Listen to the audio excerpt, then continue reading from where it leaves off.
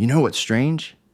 You could hear a dozen kind words today, yet it's that one sharp comment, that one awkward moment, or that one tiny mistake you'll carry with you to bed tonight.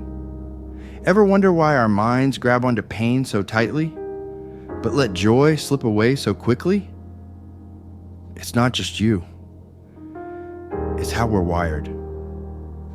And today, I want to tell you a little story about how I figured that out and what it taught me about the way we live, love, and heal. I remember a moment from middle school. I was 13, standing in front of my class, about to give a presentation. Halfway through, I stumbled over a word, and the whole room burst out laughing. And to this day, that memory is clearer than the countless birthdays, summer vacations, or even graduation.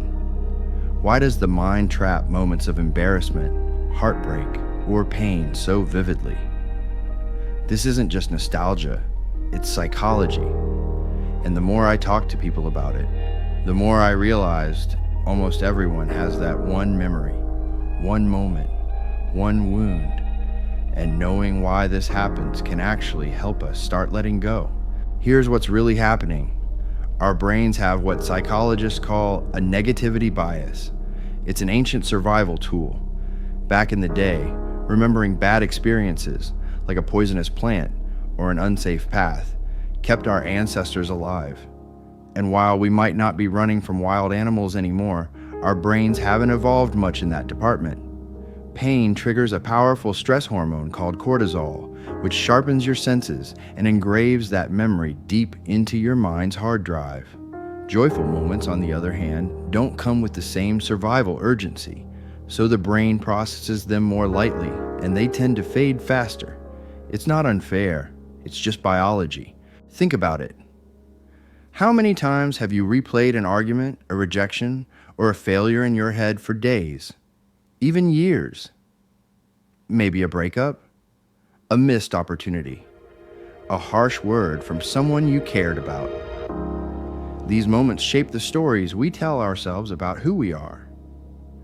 They can build invisible walls, making us afraid to try again, to trust again, or to be vulnerable. And if left unchecked, those memories can trap us in cycles of overthinking and self-doubt. But you're not alone in this.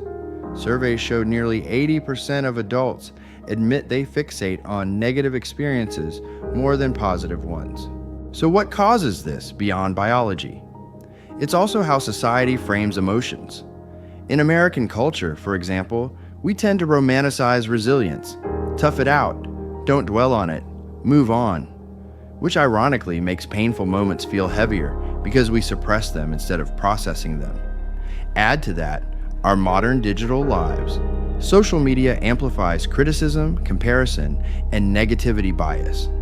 A single bad comment or post can haunt someone for days, while dozens of compliments barely register. It's a loop, and we've all been caught in it. So, how do we break out of this negativity trap? Psychologists recommend a technique called positive event journaling. At the end of your day, write down 3 good things that happened, no matter how small. A good cup of coffee, a kind message, a laugh with a friend.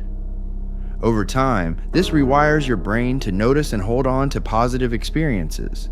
Another trick is mindful reframing. When a painful memory surfaces, ask yourself, what did this teach me? Or, how has this shaped me for the better? It doesn't erase the pain, but it strips away its power. And most importantly, talk about it. Emotional wounds heal faster in safe, supportive spaces. You know what I've learned? Everyone's carrying something. Behind every smile, there's a story. Behind every confident face, a battle fought in silence. And when we realize this, it gets easier to be kind, not just to others, but to ourselves.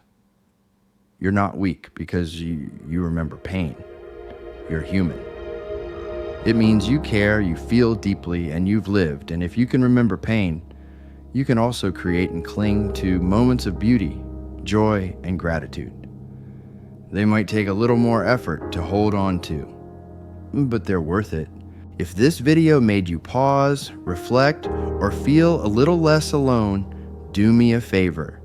Hit that like button, subscribe for more honest human stories like this, and drop a comment telling me the small joy you'll hold on to today.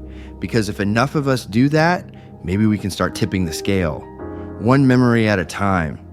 Thanks for watching, and remember, you're not alone in this. We're all in it together.